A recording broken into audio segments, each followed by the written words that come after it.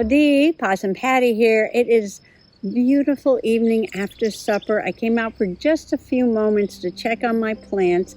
I don't have to do any watering because there's a 100% chance of rain. Yes. But I brought out some paints. I brought out my paint by number journal cover. And I thought maybe if I just had a few moments, I could sit here and do some painting. So come on along. Some of these paints are just a little dry, so I have to add a little water. I didn't bring out my spray bottle. While I do some painting, maybe you'd like to take a little walk around the yard and check on my garden.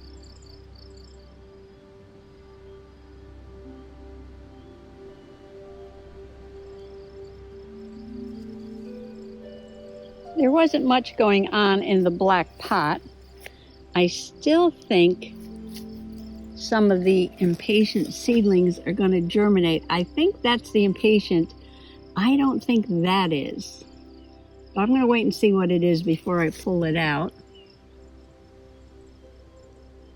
I was getting a little impatient, waiting for my impatiens to sprout up, and the pot needed a spot of color, so I popped in this beautiful caladium, which contains oxalic acid, so maybe the deer won't eat it. We'll see.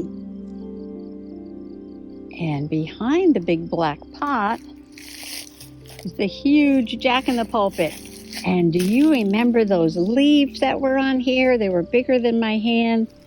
Well, this is what's left. And this part over here is going to get some berries in there. That'll have the seeds. And the little babies are down here from last year. It'll be a while before they get flowers.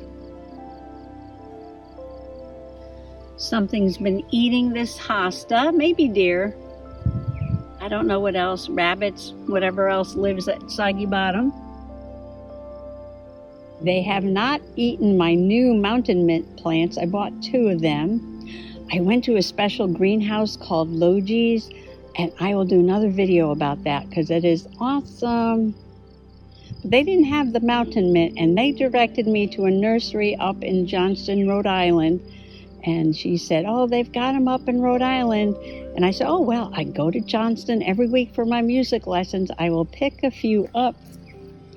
And I love the native mountain mints. And so do the pollinators. Just wait till they get flowers. You'll see. Well, no one's munched on my petunias and marigolds yet. That's the first pot. And the second pot is down there. It's looking pretty good.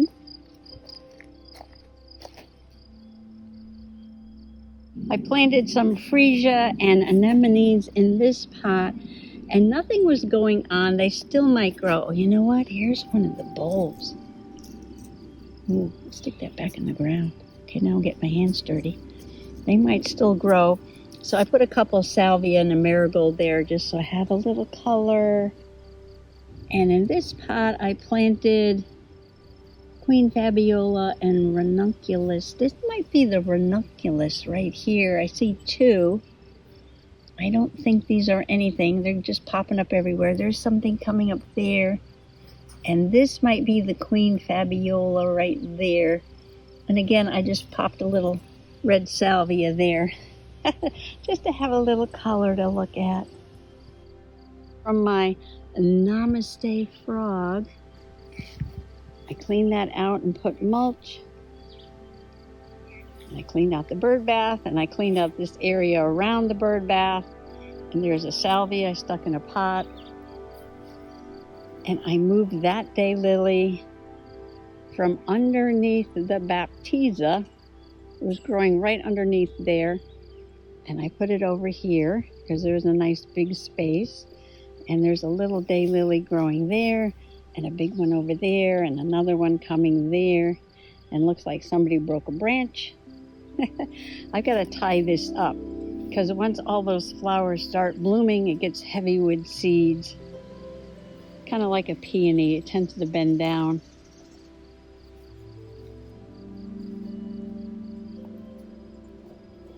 I put my scarecrow back there, but I do want to clean out from that rock all the way across to that rock. You can see Mr. Possum put some of the extra hostas over there, and there's one over there by the scarecrow.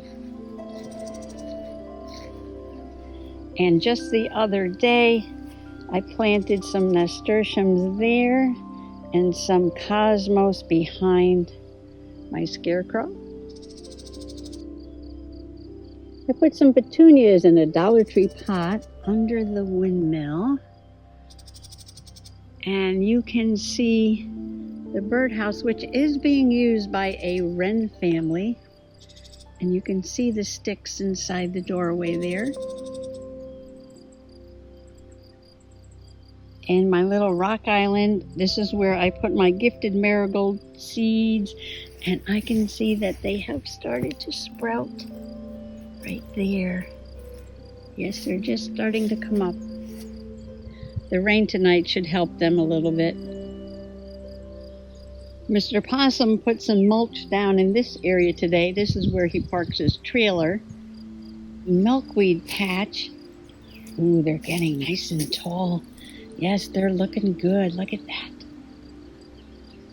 I see a bud coming inside there. And there's a bunch of little ones down there. Yes, this is going to be a really nice patch of milkweed. Once I get this one going, I'll start another one. These are very important for the monarch butterflies. And here's my little zinnia patch that something was eating, but I can see there's a couple of them growing here and there. Those are zinnias back there. So maybe I'll get a few zinnias. I can pop some more seeds in there, I guess. And I don't see any sunflowers unless something came and ate them. I thought I saw some popping up. I don't see them now. And this is one of Mr. Possum's experiments over here. He took an orange juice bottle, I think this was orange juice, and he painted it blue, and he cut a hole. He filled this part in with some newspaper, put the cap back on. He put a shingle on the top, and he put some air holes on both sides, and we'll see if anything decides to make a home in there. And next to that is my other scarecrow. Down there, Mr. Bunny Scarecrow. So let's go check on the morning glories. And yes, that's looking good down here. It's looking good down here. Maybe I should put a little fence around them. And this is the chrysanthemum that survived the winter in that hanging pot. And Mr. Possum says, nothing's growing in that pot. So I went to put a salvia in here. But when I dug it up, I saw that the freesia bulbs had started to get roots. So I stuck them back in the ground. We'll see what happens. They just might be taking a long time. And this is the other chrysanthemum that survived the winter in that pot. And the sweet peas for the trellis are coming along on both sides.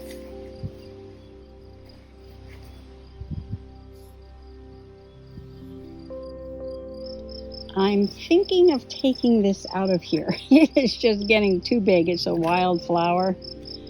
But I want to put all these lavenders in here. And man, they are getting green. I know they're still tiny. And this one's getting flowers. How cute. Yes, these were just branches that I stuck in the ground when I trimmed the other one. And this one I pulled from where that trailer was sitting, and that one over there. And you see how gray this one is? I don't think this one survived. No, but you never know. See how green this one is? And they're all around. And even on that side, oh, it looks like they're going to get some flowers. Oh, I'm so excited. I'm trying some milkweed over here. Let's go this side. See if they're gray. I don't think they made it. But that's okay. I'm going to have lots of them. Look at the flowers on this one. Well, you know, I said I was not going to do a vegetable garden. Too many critters in this yard that eat the vegetables. Well, I mean, they eat the flowers too, but I said definitely not doing vegetables. And then I was like, I love homegrown tomatoes. I've got to do a vegetable garden. So let me show you. I have it right here behind me next to the flower garden. And this is my salvia flower garden. And this is my vegetable garden right there. The whole thing in that pot.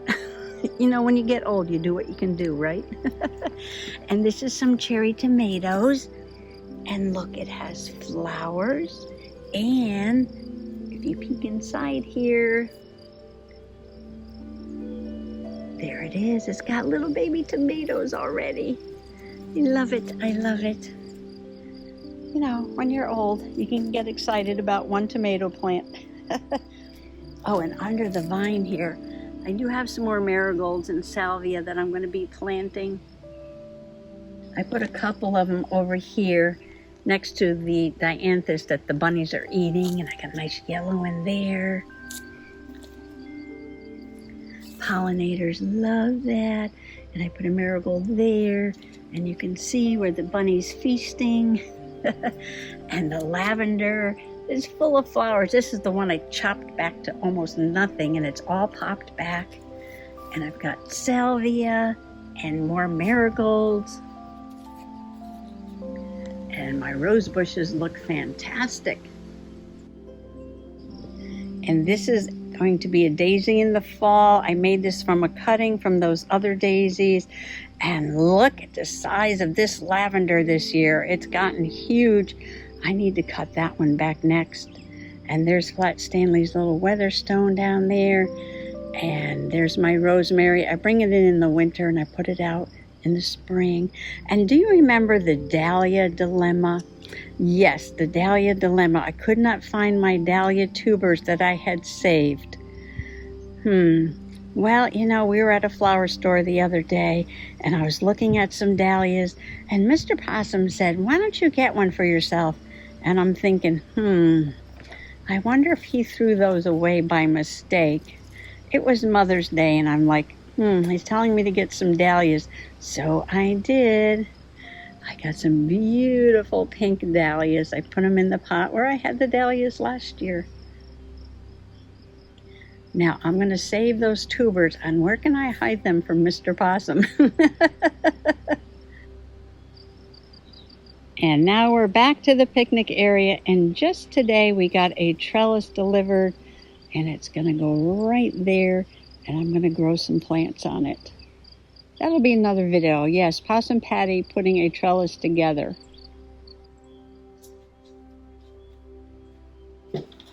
Well, that was very relaxing. Yes, the skeeters. Oh, look who's here. After a very long absence, little Miss Titi wants to thank everyone for all the well wishes while she was sick. Yeah, she still has a big sore on her cheek, and she keeps scratching it, so it's healing up very slowly, and she just wants to thank everybody. Yes. She wants to thank everybody for all those well wishes. Yes. She's back in action, though. Yes. Not completely healed up, but back in action. What was I saying? Oh, yes. The skeeters have chased me indoors, and the battery on the camera went dead, but I sat there for a few more minutes and put in some reds and some rust colors, and I know it doesn't look like much yet.